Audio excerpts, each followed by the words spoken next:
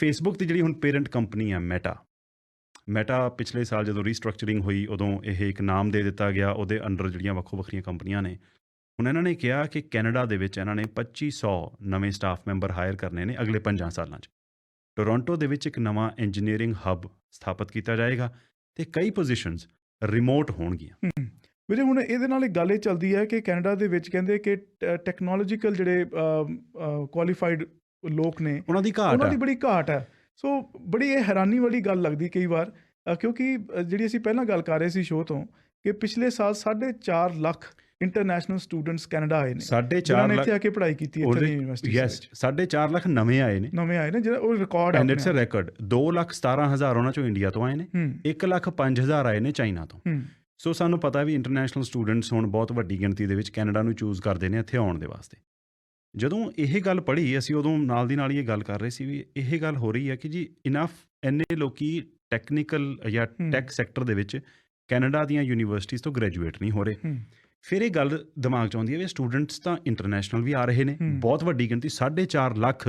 ਜੇ ਤੁਸੀਂ ਸੋਚੋ ਕੈਨੇਡਾ ਦੇ ਵਿੱਚ ਜਿੰਨੇ ਨਵੇਂ ਇਮੀਗ੍ਰੈਂਟਸ ਨੂੰ ਭਰਤੀ ਕੀਤਾ ਜਾਂਦਾ ਹਰ ਸਾਲ, ਉਹਦੇ ਨਾਲੋਂ ਜ਼ਿਆਦਾ ਨੰਬਰ ਹੈ ਇਹ। Exactly right. ਸੋ ਜੇ 4.5 ਲੱਖ ਸਟੂਡੈਂਟ ਆ ਰਿਹਾ ਤਾਂ ਫਿਰ ਹਲੇ ਵੀ ਟੈਕ ਸੈਕਟਰ ਦੇ ਵਿੱਚੋਂ ਗ੍ਰੈਜੂਏਟ ਹੋਣ ਵਾਲੇ ਵਿਅਕਤੀਆਂ ਦੀ ਗਿਣਤੀ ਘੱਟ ਕਿਉਂ ਆ? ਅਤੇ ਜਿਹੜੇ ਡੋਮੈਸਟਿਕ ਸਟੂਡੈਂਟਸ ਨੇ ਉਹ ਵੀ ਤਾਂ ਪੜ੍ਹ ਰਹੇ ਨੇ।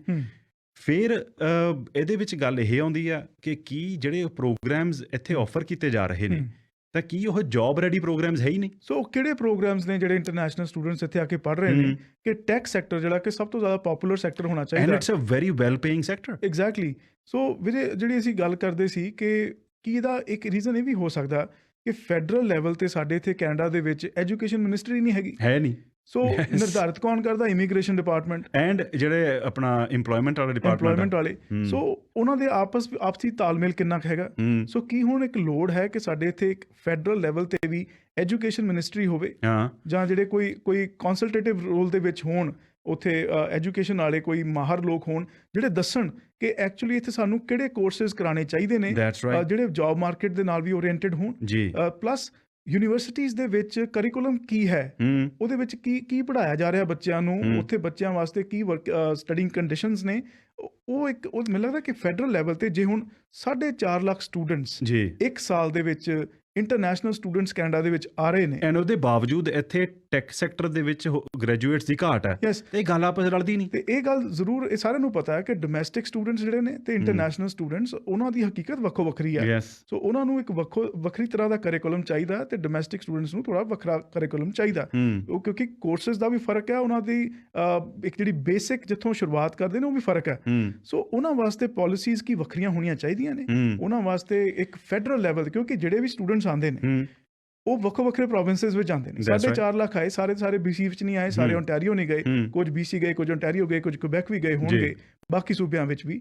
ਹੁਣ ਐਜੂਕੇਸ਼ਨ ਹੈਗਾ ਪ੍ਰੋਵਿੰਸ਼ੀਅਲ ਸਬਜੈਕਟ, ਸੋ ਉਹ ਪ੍ਰੋਵਿੰਸਿਸ ਨਿਰਧਾਰਿਤ ਕਰਦੀਆਂ ਨੇ ਕਿ ਪਾਲਿਸੀਜ਼ ਕੀ ਹੋਣਗੀਆਂ। ਜਿਹੜੀ ਮਿਨਿਸਟਰੀ ਆਫ ਐਡਵਾਂਸਡ ਐਜੂਕੇਸ਼ਨ ਹੈ ਉਹਦੇ ਤਹਿਤ ਫਿਰ ਜਿਹੜੀਆਂ ਇਹ ਇੰਸਟੀਚਿਊਟਸ ਨੇ ਪੋਸਟ ਸੈਕੰਡਰੀ ਉਹਦੇ ਤਹਿਤ ਆ ਜਾਂਦੀਆਂ ਨੇ। ਸੋ ਜਿਹੜੇ BC ਗਏ ਉਹਨਾਂ ਵਾਸਤੇ ਅਲੱਗ ਪਾਲਿਸੀਜ਼, ਜਿਹੜੇ ਕੁਬੈਕ ਗਏ ਉਹਨਾਂ ਵਾਸਤੇ ਅਲੱਗ ਪਾਲਿਸੀਜ਼। ਸੋ ਕੀ ਇੱਕ ਯੂਨੀਫਾਰਮ ਪਾਲਿਸੀ ਫੈਡਰਲ ਲੈਵਲ 'ਤੇ ਹੋਣੀ ਚਾਹੀਦੀ ਹੈ, ਇੱਕ ਮਿਨਿਸਟਰੀ ਆਫ ਐਜੂਕੇਸ਼ਨ ਹੋਵੇ ਫੈਡਰਲ, ਜਿਹੜੀ ਇਹਨਾਂ ਇੰਟਰਨੈਸ਼ਨਲ ਸਟੂਡੈਂਟਸ ਵਾਸਤੇ ਪਾਲਿਸੀ ਬਣਾਏ so that they are better prepared for the job market. ਅੱਛਾ, ਇੱਕ ਵਾਰ ਦੇਖੋ ਇਹਦੇ 'ਚ ਗੱਲ ਹੋਰ ਹੈਗੀ ਆ ਕਿ ਇਹ ਕਹਿ ਦਿੱਤਾ ਜਾਂਦਾ ਕਿ ਦੇਖੋ ਜੀ ਜੌਬ ਮਾਰਕੀਟ ਨੂੰ ਜਿਹੜੀਆਂ ਪੋਜੀਸ਼ਨਸ ਦੀ ਜ਼ਰੂਰਤ ਹੈ ਉਹਦੇ ਵਾਸਤੇ ਪ੍ਰੋਵਿੰਸ਼ੀਅਲ ਨੋਮੀਨੀ ਪ੍ਰੋਗਰਾਮ ਆ, ਉਹਦੇ ਵਾਸਤੇ ਫੈਡਰਲ ਸਕਿਲਡ ਵਰਕਰ ਪ੍ਰੋਗਰਾਮ ਹੈ ਜਿਹੜਾ ਕਿ ਇਮੀਗ੍ਰੇਸ਼ਨ ਸਟਰੀਮ ਦੇ ਵਿੱਚੋਂ ਵੀ ਉਹਨਾਂ ਵਿਅਕਤੀਆਂ ਨੂੰ ਲਿਆਂਦਾ ਜਾਂਦਾ।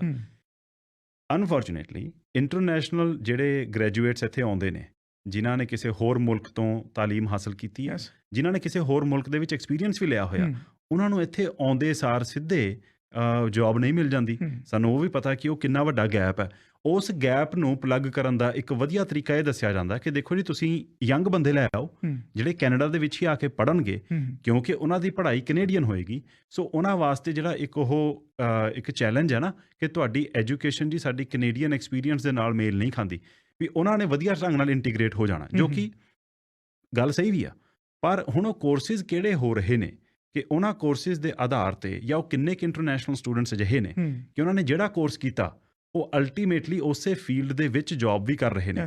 ਜਿੱਦਾਂ ਵਜੇ ਗੱਲ ਹੁੰਦੀ ਕਿ ਜੀ ਐਰੋਨੌਟੀਕਲ ਇੰਜੀਨੀਅਰਿੰਗ ਦੇ ਵਿੱਚ ਆ ਫਲਾਨੀ ਸਪੈਸੀਫਿਕ ਡਿਵੀਜ਼ਨ ਦੇ ਵਿੱਚ ਸਾਡੇ ਕੋਲ ਵਰਕਰਸ ਦੀ ਘਾਟ ਹੈ, ਉਹ ਸਮਝ ਲੱਗਦੀ ਹੈ। ਪਰ ਟੈਕ ਸੈਕਟਰ ਦੇ ਵਿੱਚ ਸਾਡੇ ਕੋਲ ਵਰਕਰਸ ਦੀ ਘਾਟ ਹੈ ਕੈਨੇਡਾ ਦੇ ਵਿੱਚ, ਉਹ ਬੜੀ ਇੱਕ ਅਜੀਬੋ-ਗਰੀਬ ਗੱਲ ਹੈ। ਜਦੋਂ ਇੰਨੇ ਇੰਟਰਨੈਸ਼ਨਲ ਸਟੂਡੈਂਟਸ ਆ ਰਹੇ ਨੇ ਜਿਹੜੇ ਕਿ ਜਦੋਂ if this is a lucrative sector, ਬਹੁਤ ਸਾਰੇ ਲੋਕ ਹੋਰਨਾਂ ਫੀਲਡਸ ਚੋਂ ਆਪਣਾ ਜਿਹੜੇ ਐਜੂਕੇਸ਼ਨ ਪ੍ਰੋਫਾਈਲ ਚੇਂਜ ਕਰਕੇ ਆਪਣੇ ਕੋਰਸਿਸ ਅਪਗ੍ਰੇਡ ਕਰਕੇ ਉਹ ਦੇਖ ਰਹੇ ਨੇ ਕਿ ਟੈਕ ਸੈਕਟਰ ਚਲੇ ਜਾਈਏ। ਜਿਨ੍ਹਾਂ ਵਿਅਕਤੀਆਂ ਨੇ ਹਲੇ ਆਪਣੀ ਐਜੂਕੇਸ਼ਨ ਸ਼ੁਰੂ ਕਰਨੀ ਆ, ਹਾਸਲ ਕਰਨੀ ਆ, ਉਹਨਾਂ ਵਾਸਤੇ ਕੀ ਅਸੀਂ ਫਿਰ ਉਸ ਫੀਲਡ ਦੇ ਵਿੱਚ ਸਟੂਡੈਂਟਸ ਨੂੰ ਅਟਰੈਕਟ ਨਹੀਂ ਕਰ ਪਾ ਰਹੇ। ਫਿਰ ਗੱਲ ਉੱਥੇ ਆਉਂਦੀ ਆ ਕਿ ਕੀ ਫਿਰ ਫੈਡਰਲ ਲੈਵਲ ਤੇ ਇੱਕ ਮਿਨਿਸਟਰੀ ਆਫ ਐਜੂਕੇਸ਼ਨ ਜਾਂ ਇੰਟਰਨੈਸ਼ਨਲ ਸਟੂਡੈਂਟਸ ਵਾਸਤੇ ਇੱਕ ਸਪੈਸੀਫਿਕਲੀ ਕੋਈ ਅਜਿਹਾ ਕੋਈ ਤਾਲਮੇਲ ਬਿਠਾਉਣ ਵਾਲਾ ਡਿਪਾਰਟਮੈਂਟ ਹੋਣਾ ਚਾਹੀਦਾ, ਸੋ ਦੈਟ ਉਹੀ ਕੋਰਸਿਸ ਹੋਣ ਜਿਹੜੇ ਕਿ ਇੱਥੇ ਸਿੱਧੇ ਜੋਬ ਦਾ ਰਾਹ ਵੀ ਪੱਧਰਾ ਕਰਨ। ਤੇ ਨਾਲ ਹੀ ਵਿਜੇ ਜੇ ਗੱਲ ਕਰ ਲਈਏ, ਹੁਣ ਜਿਹੜੇ ਇਮੀਗ੍ਰੈਂਟਸ ਵੀ ਆਉਂਦੇ ਨੇ, ਇਹ ਤਾਂ ਸਟੂਡੈਂਟਸ ਨਾ ਇੰਟਰਨੈਸ਼ਨਲ, ਜਿਹੜੇ ਇਮੀਗ੍ਰੈਂਟਸ ਵੀ ਜਿਹੜੇ ਇੰਟਰਨੈਸ਼ਨਲੀ ਟ੍ਰੇਨਡ, ਖਾਸ ਤੌਰ ਤੇ ਹੈਲਥ ਸੈਕਟਰ ਨਾਲ ਰਿਲੇਟਡ ਜਿਹੜੇ ਪ੍ਰੋਫੈਸ਼ਨਲਸ ਨੇ, ਫਿਜ਼ੀਸ਼ੀਅਨਸ ਹੋ ਗਏ, ਫੈਮਿਲੀ ਫਿਜ਼ੀਸ਼ੀਅਨਸ ਹੋ ਗਏ ਜਾਂ ਨਰਸਿਸ ਹੋ ਗਈਆਂ, ਜਿਹੜੇ ਇੰਟਰਨੈਸ਼ਨਲ ਟ੍ਰੇਨਿੰਗ ਲੈ ਕੇ ਆਉਂਦੇ ਨੇ, ਉਹਨਾਂ ਨੂੰ ਫੈਡਰਲ ਸਕਿੱਲ ਵਰਕਰਸ ਜਿਹੜਾ ਐਕਸਪ੍ਰੈਸ ਐਂਟਰੀ ਪ੍ਰੋਗਰਾਮ ਹੈ ਉਹਦੇ ਵਿੱਚ ਵੀਜ਼ਾ ਤਾਂ ਮਿਲ ਜਾਂਦਾ, ਇਮੀਗ੍ਰੇਸ਼ਨ ਮਿਲ ਜਾਂਦੀ ਆ, ਇੱਥੇ ਕੰਮ ਨਹੀਂ ਕਰ ਸਕਦੇ। ਹੁਣ ਕੱਲ੍ਹ ਕੁਬੈਕ ਨੇ ਅਨਾਊਂਸ ਕੀਤਾ, ਕਹਿੰਦੇ ਅਸੀਂ 1000 ਨਰਸਿਸ ਡਾਇਰੈਕਟਲੀ, ਕਹਿੰਦੇ ਅਸੀਂ ਫ੍ਰੈਂਚ ਸਪੀਕਿੰਗ ਨਰਸਿਸ ਅਸੀਂ ਫਰਮ ਅਬਰੋਡ ਲੈ ਕੇ ਆਵਾਂਗੇ, ਬਾਹਰਲੇ ਮੁਲਕਾਂ ਤੋਂ ਕਹਿੰਦੇ ਅਸੀਂ ਹਾਇਰ ਕਰਾਂਗੇ। ਕੈਨੇਡਾ ਦੇ ਵਿੱਚ ਨਰਸਾਂ ਨਹੀਂ ਹੈਗੀਆਂ, ਕਮਾਲ ਹੈ। ਆਈ ਰਿਫਿਊਜ਼ ਟੂ ਬਿਲੀਵ ਦਿਸ। ਹਾਂ, ਮਤਲਬ ਇਹ ਆਪਣੇ ਆਪ ਦੇ ਵਿੱਚ ਜਿਹੜੀਆਂ ਗੱਲਾਂ ਨੇ ਨਾ, ਕਿ ਜਿਹੜੇ ਲੋਕ ਆਲਰੇਡੀ ਇੱਥੇ ਮੌਜੂਦ ਨੇ, ਕੈਨੇਡਾ ਕੀ ਉਸ ਟੈਲੈਂਟ ਦਾ ਆਪਟੀਮਮ ਯੂਜ਼ ਕਰ ਪਾ ਰਿਹਾ? ਇਹਦਾ ਜਵਾਬ ਆਈ ਥਿੰਕ ਸਾਰਿਆਂ ਨੂੰ ਪਤਾ, ਇਹ ਪ੍ਰਤੱਖ ਹੈ ਕਿ ਆਲਰੇਡੀ ਜਿਹੜਾ ਟੈਲੈਂਟ ਮੁਲਕ ਦੇ ਵਿੱਚ ਪ੍ਰੈਜ਼ੈਂਟ ਆ, ਉਹਨਾਂ ਨੂੰ ਮੁਸ਼ਕਲਾਂ ਆ ਰਹੀਆਂ ਨੇ ਆਪਣੇ ਉਸ ਸਕਿੱਲ ਨੂੰ ਪ੍ਰੋਪਰਲੀ ਤੇ ਗੇਨਫੁਲੀ ਯੂਜ਼ ਕਰਨ ਦੇ ਵਾਸਤੇ। ਤੇ ਫਿਰ ਗੱਲਾਂ ਹੁੰਦੀਆਂ ਨੇ ਅਸੀਂ ਬਾਹਰੋਂ ਲੈ ਕੇ ਆਵਾਂਗੇ। ਜਿਹੜੇ ਬਾਹਰੋਂ ਆ ਵੀ ਗਏ, ਉਹਨਾਂ ਨੂੰ ਕੀ ਫਿਰ ਆਉਂਦੇ ਸਾਰ ਜੌਬ ਮਿਲ ਜਾਣੀ ਹੈ? ਉਹ ਵੀ ਫਿਰ ਉਸੇ ਹੀ ਸਰਕਲ ਦੇ ਵਿੱਚ ਕੈਚ ਹੋਣਗੇ। ਮਾਨਵ ਭਨੋਟ ਜੀ ਦਾ ਮੈਸੇਜ ਆਇਆ, ਇਹ ਆਪ ਵੀ ਐਜੂਕੇਟਰ ਨੇ ਜੀ, ਸੋ ਇਹਨਾਂ ਦਾ ਮੈਸੇਜ ਹੈ, ਕਹਿੰਦੇ no one goes to tech studies, ਕਹਿੰਦੇ ਉਹ ਸਿਰਫ ਆਪਣੇ 60 ਕ੍ਰੈਡਿਟਸ ਪੂਰੇ ਕਰਨ ਵਾਸਤੇ PGWP ਪ੍ਰੋਗਰਾਮ ਹੈ, ਸੋ ਉਹਦੇ ਤਹਿਤ ਕਹਿੰਦੇ 60 ਕ੍ਰੈਡਿਟਸ ਪੂਰੇ ਕਰਨੇ ਹੁੰਦੇ, ਸੋ ਉਹਨਾਂ ਦਾ ਫੋਕਸ ਉਹੀ ਰਹਿੰਦਾ। ਇਸ਼ੂ ਉਹੀ ਹੈ ਨਾ ਵਾਸੂ, ਕਿ ਹੁਣ ਪਰਪਸ ਸਟੂਡੈਂਟ ਵੀਜ਼ਾ ਦਾ ਐਜੂਕੇਸ਼ਨ ਹੈ ਕਿ ਇਮੀਗ੍ਰੇਸ਼ਨ ਆ, ਤੇ ਇੱਥੇ ਜ਼ਰੂਰਤ ਹੈ, ਕਾਮਿਆਂ ਦੀ ਜ਼ਰੂਰਤ ਹੈ, no doubt. Population demographic shift ਬਹੁਤ ਵੱਡਾ ਆ ਰਿਹਾ, ਆਲਰੇਡੀ ਡੈਮੋਗ੍ਰਾਫਿਕ ਸ਼ਿਫਟ ਜਿਹੜਾ ਹੋ ਰਿਹਾ, ਅਜੇ ਲੱਗਦਾ ਨਾ ਕਿ ਰਿਟਾਇਰਮੈਂਟਸ ਹਲੇ ਕਾਫੀ ਹੋ ਰਹੀਆਂ ਨੇ ਅਗਲੇ 10 ਸਾਲਾਂ ਦੇ ਵਿੱਚ, ਸਾਨੂੰ ਪਤਾ ਡੇਟਾ ਕੀ ਦਰਸਾ ਰਿਹਾ। ਸੋ ਵੱਖੋ ਵੱਖਰੀ ਕਿਸਮ ਦੀਆਂ ਜੌਬਸ ਨੂੰ ਫਿਲ ਕਰਨ ਲਈ ਜ਼ਰੂਰਤ ਹੈਗੀ ਆ ਕਾਮਿਆਂ ਦੀ, ਤੇ ਉਹ ਕਾਮਿਆਂ ਦੀ ਜ਼ਰੂਰਤ ਵੀ ਅਜਿਹੀ ਆ ਕਿ ਤੁਹਾਨੂੰ ਬਣੇ ਬਣਾਏ ਕਾਮੇ ਚਾਹੀਦੇ ਨੇ, as in you need immigrants ਜਿਹੜੇ ਕਿ ਆਉਂਦੇ ਸਾਰ ਇੱਥੇ ਦੀ ਜੌਬ ਮਾਰਕੀਟ ਦੇ ਵਿੱਚ ਜਜ਼ਬ ਹੋ ਸਕਣ। ਪਰ ਉਹ ਜਜ਼ਬ ਕਿਹੜੀਆਂ ਜੌਬਸ ਦੇ ਵਿੱਚ ਹੋ ਰਹੇ ਨੇ, ਤੇ ਜਿਹੜੇ ਇੰਟਰਨੈਸ਼ਨਲ ਸਟੂਡੈਂਟਸ ਆ ਰਹੇ ਨੇ, ਉਹ ਤੇ ਇਸ ਹਿਸਾਬ ਦੇ ਨਾਲ ਫਿਰ ਅਜਿਹੇ ਐਜੂਕੇਸ਼ਨ ਪ੍ਰੋਗਰਾਮਸ ਦੇ ਵਿੱਚ ਐਕਸੈਪਟੈਂਸ ਹੋਵੇ ਕਿ ਐਜ਼ ਸੂਨ ਐਜ਼ ਉਹ ਗ੍ਰੈਜੂਏਟ ਹੋਏ, ਤਾਂ ਫਿਰ ਇਹ ਗੱਲਾਂ ਨਾ ਸੁਣਨ ਨੂੰ ਮਿਲਣ ਕਿ ਕੈਨੇਡਾ ਦੇ ਵਿੱਚ ਜੀ ਟੈਕ ਵਰਕਰਸ ਇੰਨੇ ਗ੍ਰੈਜੂਏਟ ਨਹੀਂ ਹੋ ਰਹੇ। ਜੇ 4.5 ਲੱਖ ਇੰਟਰਨੈਸ਼ਨਲ ਸਟੂਡੈਂਟ ਆ ਰਿਹਾ, ਤਾਂ ਫਿਰ ਤਾਂ ਸਗੋਂ Canada should become a hub to supply tech talent to rest of the world. ਇੱਥੇ ਕਿਹਾ ਜਾ ਰਿਹਾ, ਕਹਿੰਦੇ ਵੀ ਹੁਣ ਫੇਸਬੁੱਕ ਨੇ 5 ਸਾਲਾਂ ਦੇ ਵਿੱਚ 2500 ਜੌਬਸ ਦੇਣੀਆਂ ਨੇ, ਉਹਦੇ ਕਰਕੇ ਕਹਿੰਦੇ ਟੈਕ ਸੈਕਟਰ ਦੇ ਵਿੱਚ ਕੰਮ ਕਰਨ ਵਾਲੇ ਲੋਕਾਂ ਦੀ ਡਿਮਾਂਡ ਬਹੁਤ ਜ਼ਿਆਦਾ ਵੱਧ ਜਾਣੀ ਹੈ। ਪੂਰੇ ਦੇ ਪੂਰੇ ਸੈਕਟਰ ਦੇ ਵਿੱਚ ਕਹਿੰਦੇ ਤਨਖਾਹਾਂ ਵਧਾਉਣੀਆਂ ਪੈ ਜਾਣਗੀਆਂ ਇੰਪਲੋਇਰਸ ਨੂੰ, ਕਿਉਂਕਿ 5 ਸਾਲਾਂ ਦੇ ਵਿੱਚ 2500 ਜੌਬਸ ਦੇ ਰਿਹਾ ਫੇਸਬੁੱਕ, ਤੇ 4.5 ਲੱਖ ਇੰਟਰਨੈਸ਼ਨਲ ਸਟੂਡੈਂਟਸ ਆ ਰਹੇ ਨੇ, so these figures don't add up, plus the domestic students. ਅੱਛਾ, ਇੱਕ ਗੱਲ ਅਕਸਰ ਇਹ ਹੋ ਜਾਂਦੀ ਆ ਕਿ ਜਿਹੜਾ ਕੈਨੇਡੀਅਨ ਟੈਕ ਸੈਕਟਰ ਹੈ, ਸਭ ਤੋਂ ਵੱਡਾ ਕੰਪੀਟੀਸ਼ਨ ਬਣ ਜਾਂਦੀ ਸਿਲਿਕਨ ਵੈਲੀ, ਕਿ ਅਮਰੀਕਾ ਦੇ ਵਿੱਚ ਕਿਤੇ ਜ਼ਿਆਦਾ ਪੇ ਸਕੇਲ ਹੈ, ਕਿਤੇ ਜ਼ਿਆਦਾ ਉਹ ਤਨਖਾਹਾਂ ਦੇ ਦਿੰਦੇ ਨੇ, ਸੋ ਇਸ ਕਰਕੇ ਬਹੁਤ ਸਾਰੇ ਟੈਕ ਵਰਕਰਸ ਉੱਧਰ ਜਾਣ ਨੂੰ ਪ੍ਰੈਫਰ ਕਰਦੇ ਨੇ। ਪਰ ਉਹ ਸਭ ਦੇ ਬਾਵਜੂਦ ਇੱਦਾਂ ਤੇ ਨਹੀਂ ਹੈ ਕਿ ਇੱਥੇ 2500 ਟੈਕ ਵਰਕਰਸ, 2500 ਦੇ ਉਹ ਵੀ 5 ਸਾਲਾਂ 'ਚ, ਅਗਲੇ 1 ਮਹੀਨੇ 'ਚ ਨਹੀਂ, 500 ਔਨ ਐਵਰੇਜ ਹਰ ਸਾਲ 500 ਟੈਕ ਵਰਕਰਸ ਹਾਇਰ ਕਰਨ ਦੇ ਨਾਲ ਵੀ ਕੀ ਇੱਥੇ ਇੰਨੀ ਜ਼ਿਆਦਾ ਮਾਰੋ-ਮਾਰ ਹੋ ਜਾਣੀ ਹੈ ਜੋ ਦੱਸਿਆ ਜਾ ਰਿਹਾ। ਬਸ ਇੱਕ ਮੈਸੇਜ ਆ ਅਨੂਪ ਸਿਆਲ ਜੀ ਦਾ, ਉਹ ਕਹਿੰਦੇ ਵੀ ਜੀ ਮੇਰੀ ਟੋਰਾਂਟੋ ਦੇ ਵਿੱਚ ਕੀਤੀ ਹੋਈ ਗ੍ਰੈਜੂਏਸ਼ਨ ਉਹ BC ਦੀਆਂ ਯੂਨੀਵਰਸਿਟੀਜ਼ ਤੇ ਕਾਲਜਿਸ ਦੇ ਵਿੱਚ ਵੈਲਿਡ ਨਹੀਂ ਹੈਗੀ। ਵਾਓ, ਹਾਂ, that's news to me. So now this calls for a federal ministry of education. That's right. ਸੋ ਇਹ ਸਿੱਧੇ ਤੌਰ ਤੇ ਇਸ ਗੱਲ ਵੱਲ ਇਸ਼ਾਰਾ ਕਰਦੀ ਆ, ਕਹਿੰਦੇ I wanted to upgrade here in BC but BC colleges want me to start from scratch. Ontario ਤੋਂ ਕੀਤਾ ਕੋਰਸ BC ਦੇ ਵਿੱਚ ਨਹੀਂ ਮੰਨਿਆ ਜਾਂਦਾ। This is news to me. ਹਾਂ, ਸੋ ਅਸੀਂ ਕਈ ਵਾਰ ਲੱਗਦਾ ਤਾਂ ਸੀ ਕਿ BC ਤੋਂ ਜੇ ਓਨਟਾਰੀਓ ਜਾਣਾ ਹੋਵੇ ਵੀ 5 ਘੰਟੇ ਦੀ ਫਲਾਈਟ, ਐਂ ਲੱਗਦਾ ਕਿਸੇ ਦੂਜੇ ਮੁਲਕ ਚੱਲੇ ਹੋ।